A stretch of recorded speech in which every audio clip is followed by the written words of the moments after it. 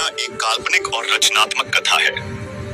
इसमें प्रस्तुत की गई सभी घटनाएं, पात्र और स्थान लेखक की कल्पना पर आधारित हैं। किसी भी जीवित या मृत व्यक्ति, संस्था, जाति, धर्म या समुदाय से इनका कोई वास्तविक संबंध नहीं है।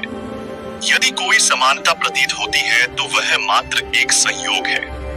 इस कहानी का उद्देश्य मनोरंजन और समाज में जागरूकता फैलाना है। इसका उपयोग केवल शैक्षणिक, साहित्यिक और रचनात्मक उद्देश्यों के लिए किया गया है।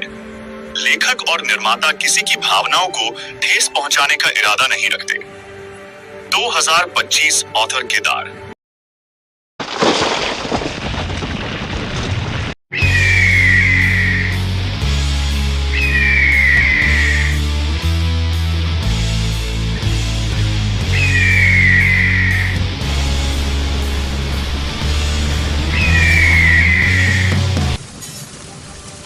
आप सुन रहे हैं ऑथर केदार, जहां हर शब्द में बसी है जिंदगी की कहानी और हर आवाज ले चलती है आपको भावनाओं की गहराइयों तक। कहानियों का यह जादुई सफर अब भी शुरू हुआ है। राघव इससे पहले कि कुछ समझ पाता, वह गिद्ध के चंगुल में फंस गया और गिद्ध उन्हें आकाश मंडल में हिलोरे मारते हुए ले उड़ा। राघव जय श्री राम, जय हनुमान का स्मरण कर उन्हें जोर जोर से पुकार रहा था। उनके चंगुलों से छूटने के लिए वह अपनी पूरी ताकत लगा दिया, किंतु वह असफल रहा। विचित्र दुनिया एक ऐसी दास्तान जो आपकी सोच से परे है। पिछले भाग में आपने देखा राघव उस अजीब सी जगह पर एक रहस्यमयी देवदूत से मिला, सफेद वस्त्रों में लिपटा हुआ। उसकी आंखों में कोई अलौकिक चेतावनी चमक रही थी। वह बार बार राघव से कह रहा था, यह जगह तुम्हारे लिए नहीं है, अभी लौट जाओ। इसी बीच अचानक हवा में कंपन हुआ। एक अदृश्य पथिक जो दिखाई नहीं देता था, किंतु उसकी आवाज हवा में गूंज रही थी। मुझे जाने दो, मैं बिना मरे जीना चाहता हूँ। मुझे इस चक्र से मुक्ति चाहिए। उसकी चीखें समय और अंतराल को चीरती हुई राघव के हृदय तक पहुंची। और तभी एक नई दरार खुली उस जमीन पर, जैसे धरती खुद कोई रहस्य उजागर करना चाहती हो। अब आगे क्या हुआ? कौन था वो अदृश्य पथिक? क्यों देवदूत राघव को लौटने की सलाह दे रहा था? और क्या राघव वास्तव में जीवित था, या वह पहले ही एक और संसार की दहलीज पार कर चुका था? आइए जानते हैं विचित्र दुनिया के इस रहस्यमयी सफर का अगला अध्याय। कहानी का अगला भाग के शीर्षक है काल चक्र का चक्रव्यूह और राघव की रहस्यमयी जंग। उस सफेद पोष पीतांबर जरित मानव के जाने के पश्चात राघव वही शून्य की तरफ निहारते हुए कुछ समय तक खड़ा रहा और फिर पता नहीं क्या सोचकर अपनी दोनों हथेलियों से अपने सर को थाम कर बैठ गया। उस खाली कलोटी भयावह काल रात्रि में राघव गुमसुम सा बैठा हुआ सिसक रहा था। उसे कुछ भी समझ में नहीं आ रहा था कि आखिर वो क्या करे। वह किससे अपने विचारों को साझा करे, किससे अपना दुखड़ा गाए, किससे अपने जीने मरने का एक एक पल नरक त्रासदी का वर्णन सुनाए। आखिर उसके अलावा और वहां था ही कौन? वह बेचारा अनायास ही काल ग्रह से पीड़ित अपने दो विशाल नैनों में जलधारा लिए स्वयं को ही भूल बैठा। धीरे धीरे उसे स्मरण हो रहा कि हमारे दादा कैसे थे, हमारे पापा कैसे थे, हमारा वह छोटा सा बच्चा कैसा है जिसे हम अपने प्राणों से ज्यादा चाहते थे। आज यहाँ कोई भी नहीं है। भगवान, तुम्हारी यह विचित्र सी दुनिया कैसी है? राघव यह सब सोच सोच कर पीड़ाग्रस्त हो रहा था। वह एक पत्थर पर बैठा हुआ अपने खास कर रिश्ते, नातेदारों, भाई बंधु और माता पिता तथा पुत्र के विषय में अच्छे बुरे कल्पनाओं के सागर में गोते लगा रहा है कि तभी अचानक उसे आंधी तूफान के भयानक संवेग की आहटें सुनाई देने लगी। देखते ही देखते वहां ओला वृष्टि मिश्रित विकराल तूफानों का प्रलय काल सा मच गया। राघव घबराया। वह इधर उधर अपने बचाव के लिए सुरक्षित स्थान की तलाश करने लगा, किंतु यह क्या?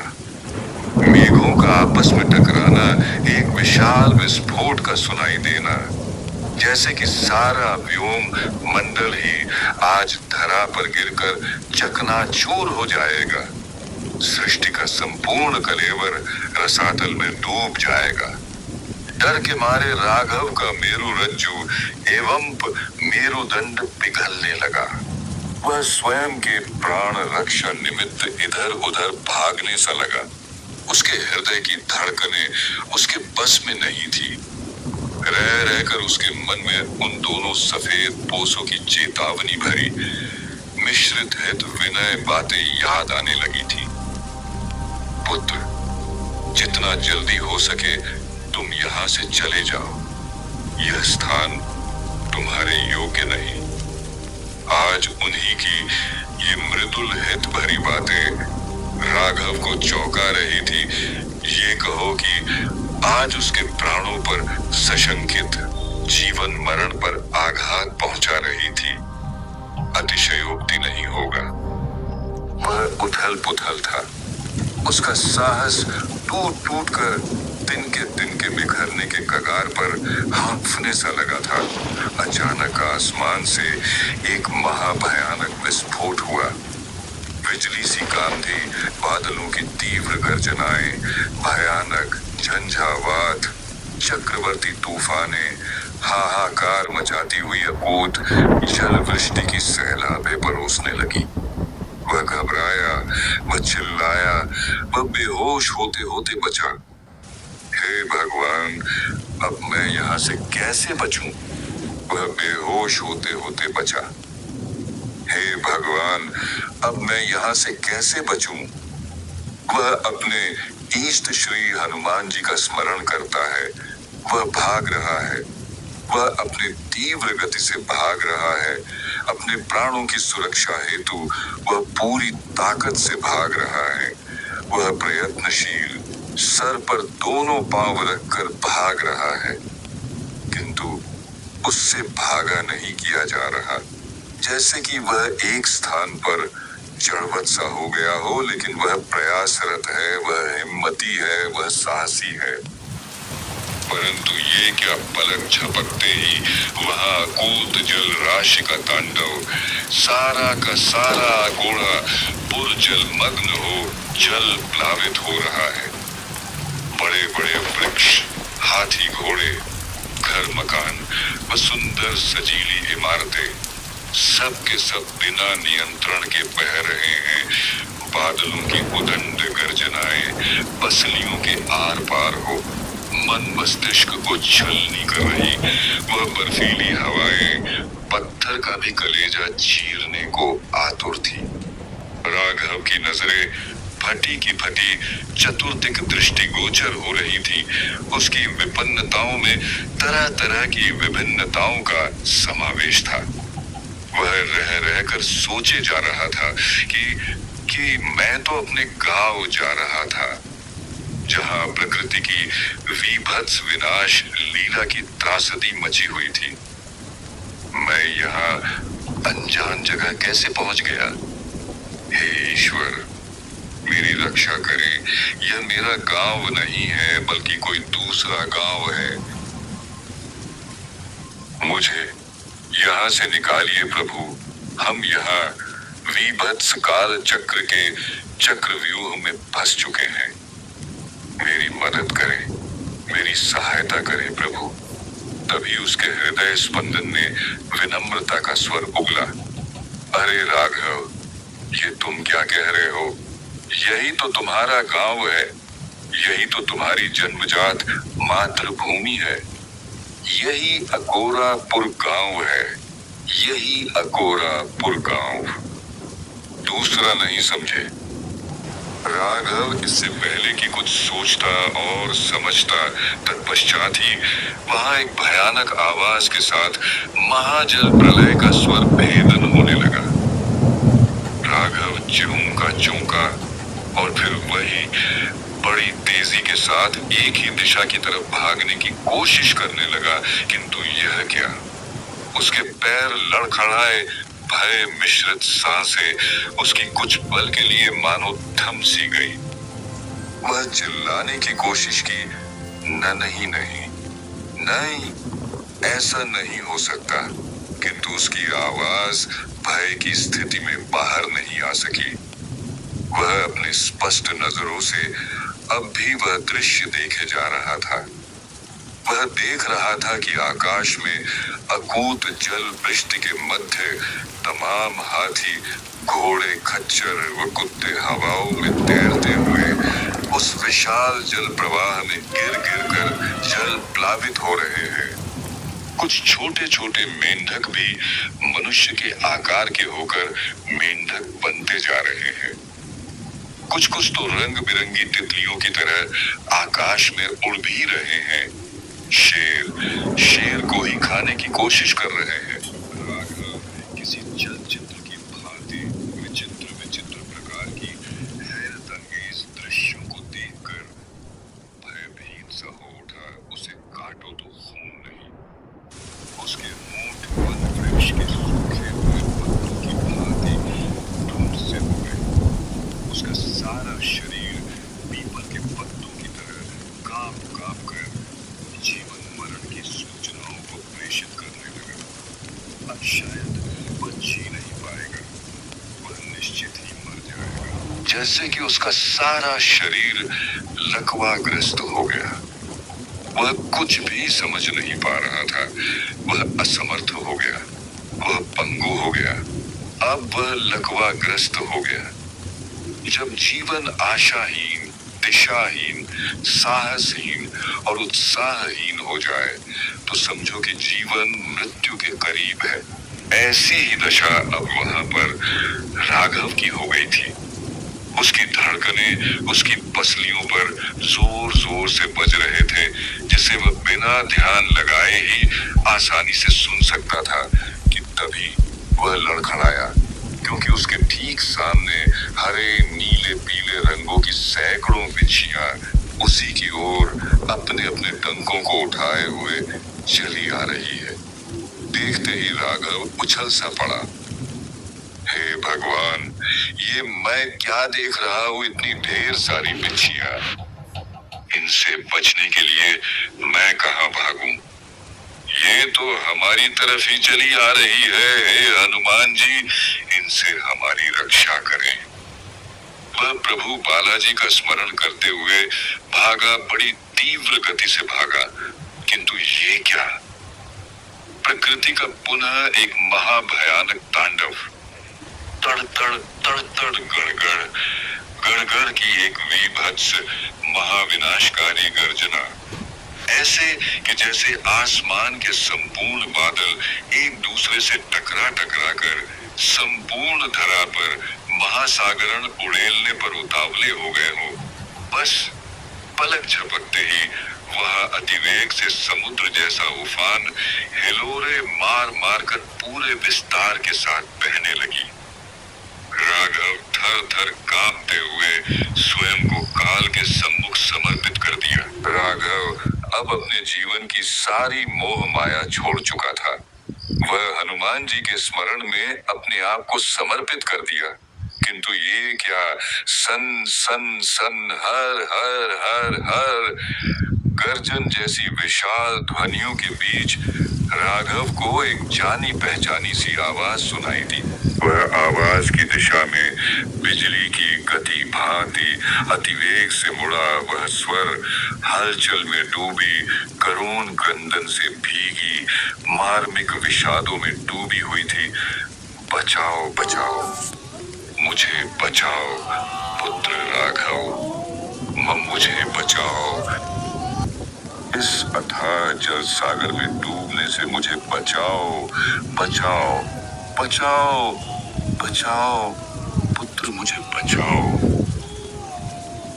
उस अथाह जल सागर में डूबते, उधिराते और पानी में बहते हुए अपने दादा को देखकर राघव की चीख सी निकल गई।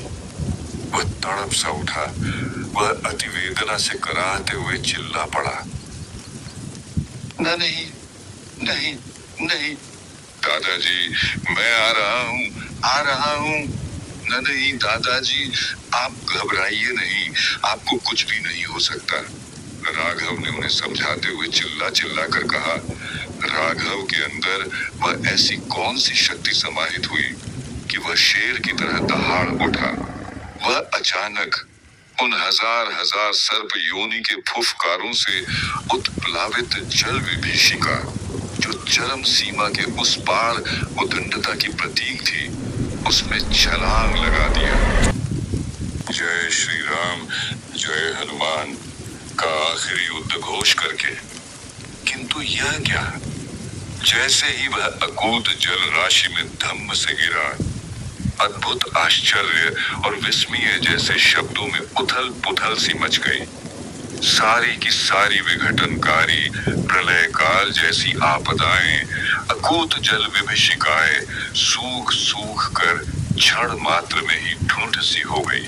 अब वहां दलदल से भरा कीचड़ और कीचड़ में फंसा राघव। राघव की मुसीबतें कम होने का नाम ही नहीं ले रही थी। विधि का कैसा संयोग था कि एक हटती तो दूसरी आ जाती। वह चिल्लाया, मुझे बचाओ, बचाओ, बचाओ मुझे, इस दलदल से मुझे बचाओ। राघव जोर जोर से करुण क्रंदन करने लगा। तभी आकाश मंडल में असंख्य गिद्धों का झुंड फाड़ फाड़ ध्वनियों के साथ राघव के ऊपर गोलाकार परिधि बनाकर घूमने से लगे कि तभी उसमें से एक बड़ा सा गिद्ध राघव के ऊपर अतिवेग से झपट्टा मारा। राघव इससे पहले कि कुछ समझ पाता, वह गिद्ध के चंगुल में फंस गया और गिद्ध उन्हें आकाश मंडल में हिलोरे मारते हुए ले उड़ा। राघव जय श्री राम, जय हनुमान का स्मरण कर उन्हें जोर जोर से पुकार रहा था। उनके चंगुलों से छूटने के लिए वह अपनी पूरी ताकत लगा दिया, किंतु वह असफल रहा। वह हनुमान और श्री राम को दुहाई दे देकर चिल्ला रहा था, मुझे बचाओ, बचाओ, मुझे बचाओ, मुझे बचाओ प्रभु, मुझे बचाओ। किंतु अफसोस, गिद्धों के झुंडों में एक गिद्ध राघव को अपने चंगुल में कसकर दबोचे रहा। वे सब अनंत आकाश में जाकर आपस में ही युद्ध करने लगे। राघव उनके चंगुलों में फंसकर तड़प रहा था। विकराल हवाओं के थपेड़ों ने उसे शून्य कर दिया। वह उनके पंजों से निकलने के लिए अब सारी कोशिशें बंद कर दिया, क्योंकि उसे इस बात का डर सताने लगा था कि कहीं उसका उन गिद्धों से छूटने के लिए ज्यादा संघर्ष करना उसकी जान न ले ले। जान लेने का तात्पर्य उन गिद्धों के चंगुलों से छूटने का प्राण घातक प्रयास, जिसे वह अच्छे समय का आगमन या फिर अपने प्रारब्ध पर ही छोड़ देना उचित समझा। यदि राघव उन चीलों का विरोध करता तो निश्चित ही उनके पंजों से छूटकर हजारों फुट की ऊंचाई से नीचे की ओर धरातल पर आ गिरता, तो उसके जीवन का क्या होता? आत्मा तो पहले से ही अर्ध आकाश में ब्रह्मलीन हो जाती, किंतु उसके शरीर का क्या होता? यहाँ इसकी कल्पना करने की कोई जरूरत नहीं। प्लीज यहाँ थोड़ा रुकिए, क्योंकि आकाश में पुनः उन गिद्धों का, जो आपस में गोलाकार परिधि बनाए हुए थे, वे एक दूसरे पर आक्रमण करने लगे। राघव के लिए छीना झपटी करने लगे। धीरे धीरे उन गिद्धों का युद्ध आकाश में आक्रामक सा हो गया। देखते ही देखते कई गिद्ध मिलकर उस गिद्ध पर आक्रमण करने लगे, जिस गिद्ध के पंजों में राघव का जीवन था। अब राघव के शरीर में कोई हरकत नहीं हो रहा था, जैसे कि वह पूरी तरह से मृत्यु प्राय सा हो गया हो। जैसे कि गिद्ध के पंजों में कोई मानव जीवन न होकर किसी जंगली जीव जंतु के शरीर का अस्थि पंजर देखते ही देखते अंतरिक्ष में गिद्धों का वह झुंड उस गिद्ध के ऊपर जाकर टूट पड़ा, जिस गिद्ध के पंजों में राघव का संपूर्ण जीवन था। वह गिद्ध पूरी तरह से घायल हो गया। अब उससे उड़ा भी नहीं किया जा रहा था। उसका सारा शरीर रक्त रंजित था। वह उड़ने में असमर्थ था, विवश था, लाचार था, थक थक कर चूर चूर हो गया था। अचानक उसके पंजों से राघव का शरीर छूट गया। वह बड़ी तीव्र गति से नीचे की तरफ गिरता चला आ रहा था। अब वहां सारे गिद्ध राघव को बचाने के लिए प्रयास करना शुरू कर दिए थे, किंतु अब क्या हो सकता है? राघव तो बहुत दूर नीचे की तरफ गिरा चला आ रहा है, जहां उसके नीचे सर ऊपर उठाए एक विशाल पहाड़ जंगली पेड़ पौधों को उगाए सीना तान कर सर ऊपर किए हुए खड़ा है। तभी राघव को हवा में नीचे उतरते हुए किसी अदृश्य शक्ति का आभास हुआ, किंतु इससे पहले कि वह इसे याद रखता, वह बड़े आराम से उस पहाड़ की तलहटी में जा गिरा, जहां वह पूरी तरह से बेहोश था। उसे कुछ भी याद नहीं था। तलहटी पूरी तरह से वीरान थी, सुनसान थी। चारों तरफ जिधर भी देखो उधर ही बड़े बड़े जंगली वृक्ष, बड़ी बड़ी झाड़ियां, भारी भरकम सुरंगे, जहां पर मानव जाति क्या अकेले जंगली जानवर का भी जाना साहस का काम था। वहां दूर दूर तक मानव की प्रजातियां तो दूर, सूर्य की किरणें भी जाना दुर्लभ था। घने घने वन वृक्षों का विस्तार यह सिद्ध करता है कि वहां मनुष्यों का जाना खतरनाक है। ऐसी स्थिति में राघव मृतक के समान अकेले झाड़ी झंख में पड़ा टूटी फूटी सांसें लेते हुए कराह रहा है। ऑथर केदार प्रस्तुत करते हैं एक रहस्यमयी सफर। इंतजार कीजिए, विचित्र दुनिया का अगला भाग जल्द ही आपके सामने होगा। क्या राघव अपने असली दुनिया में लौट पाएगा? लेकिन राघव दूसरी दुनिया में पहुंचा कैसे? यह जानने के लिए जुड़े रहिए ऑथर केदार के साथ। इस कहानी को शेयर करें, लाइक करें और सब्सक्राइब करना न भूलें, क्योंकि कहानियां सिर्फ सुनाई नहीं जाती, महसूस कराई जाती हैं। बुद्ध ने कहा है, जो देखना जानता है उसे संसार एक रहस्य नहीं, अवसर दिखता है। आज इस कहानी के अंत में आपसे बस यही कहना चाहूंगा, खुद को खोजिए, दुनिया अपने आप समझ आने लगेगी। आपके प्यार और समर्थन के लिए धन्यवाद। धन्यवाद। कहानियां जो दिल से निकलती हैं, उन्हें सुरक्षित रखना हमारी जिम्मेदारी है। Stories that come from the heart, protecting them is our responsibility.